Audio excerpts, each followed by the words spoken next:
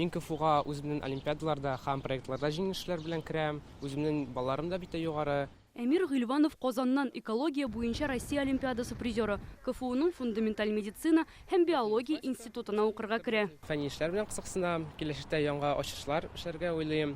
Миңа биология һәрвакыт кызык, чөнки анда күп без әле белмәгән әйберләр бар, һәм анда бирәтә катыда перспективаларын күрәм. Һәм шуның өчен Казанда каласым килә. Рәйсә Абдуллина Балтач районыннан рус әдәбияты буенча бердәм дәүләт имтиханын 100 баллга тапшырган. Ул милли һәм глобаль медиа кафедрасында укыячак. Татар телендә эшләүче журналист булырга тели.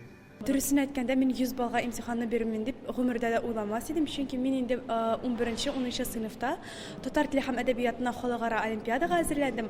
Һәм минем өчен БДИ, ЕГЭлар инде икенче планга күчте. Бүген сәләтле балалар белән КФУ ректоры Ленар Сафин очрашты. Ул университет эшчәнлеге турында сөйләде. Абитуриентларның сорауларына җавап бирде. Әлегә КФУга 100 балл җыйган 316 бала, 200 балл җыйган 17 егет һәм кыз һәм 300 балл җыйган бер укучы гариза тапшырган. Аларның һәрберсенә 100, 200-300 мең сум күләмендә стипендия түләнәчәк.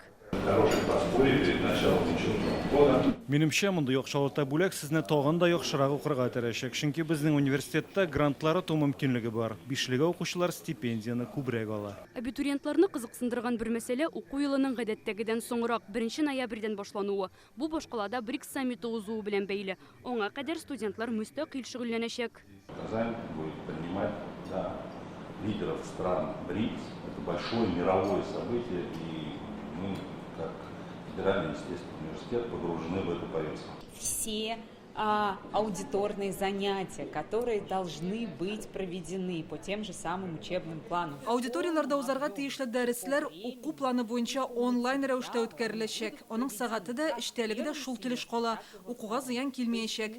Укытучылар студентлар белән даими элемтәдә була. Лекцияны онлайн сөйлүләр, видео дәресләр яздырып җибәрәчәкләр. Әлегә КФУда белем алыр өчен 110 мең кеше гариза тапшырган. Кабул итү кампаниясе 25 июльгә кадәр бара. Лиана Бәхтиева, Альбина Минаева, Яңа гасыр каналы.